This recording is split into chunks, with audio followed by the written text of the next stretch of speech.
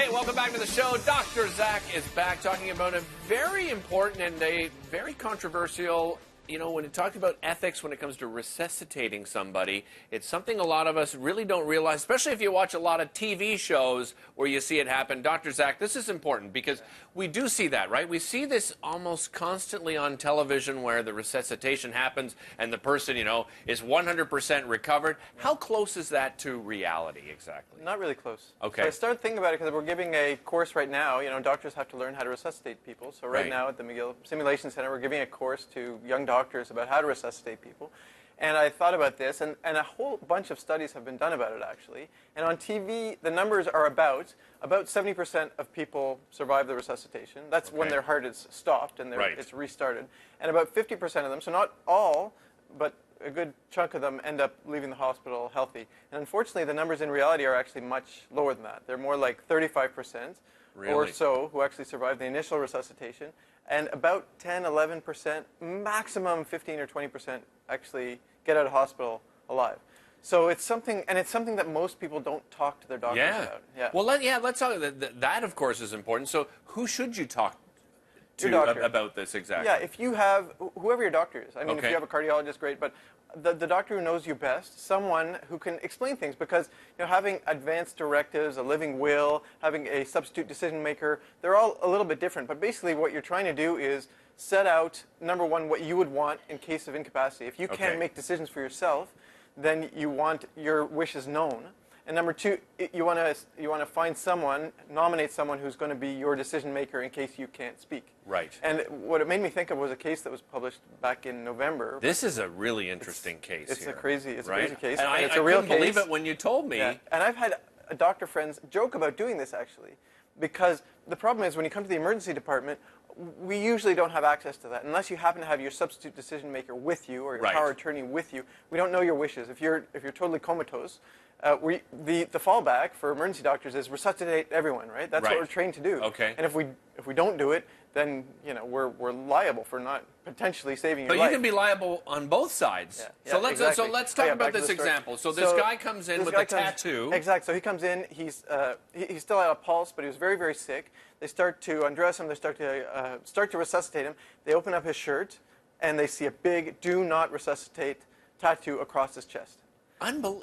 Yeah. I don't. So this is a guy. Was he sick often? Obviously, he make a conscious effort. Yeah. In retrospect, they found out he was quite a sick guy, and in retrospect, they did find that he had an official DNR order, but he was worried that he was going to go to the hospital and he was going to have this. No one's going to know about it. And at the time, he didn't have that tattoo, and so he went to this extreme measure. But the problem is for doctors is tattoos are permanent, right? He could have got that 20 years ago. He could have got it. I mean, facetiously, I guess he could have got it while he was drunk, but he could have changed his mind at any time. With an advanced directive, you can change your mind, and people do all the time. Like, let's say your health improves somewhat. Let's say you have new children or grandchildren that you want to live for. So, and this is not a legal document, obviously, right? Right.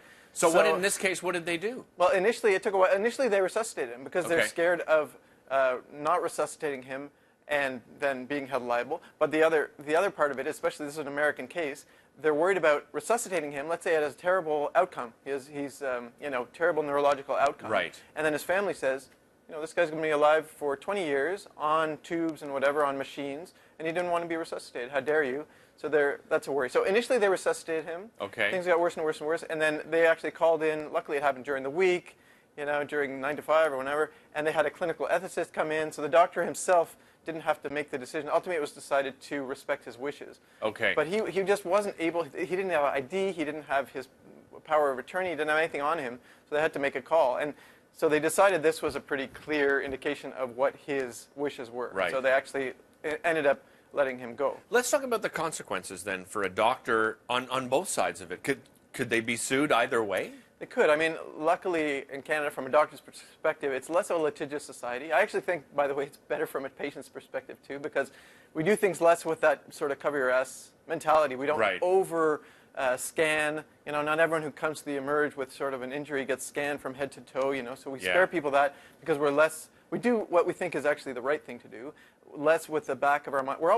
Doctors, I have to be honest with you, we're always scared of missing things. Like, we cannot miss something. We're not allowed to miss anything. And that's on our minds. Having said that, it's not we're scared of being sued for missing something. We're scared because we Someone's can't life miss is anything. in your hands, right? So yes, absolutely, you can be held liable if you miss anything.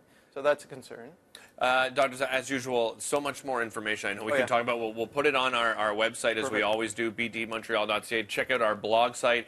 And Dr. Zach, we can't thank you enough. You're always great having you on the show. Great being here. Thanks Thank so you much for joining us. Hey, don't go away. Lots more coming up here. And as you see right there, you can watch the interview. If you missed a portion of it, visit btmontreal.ca as well.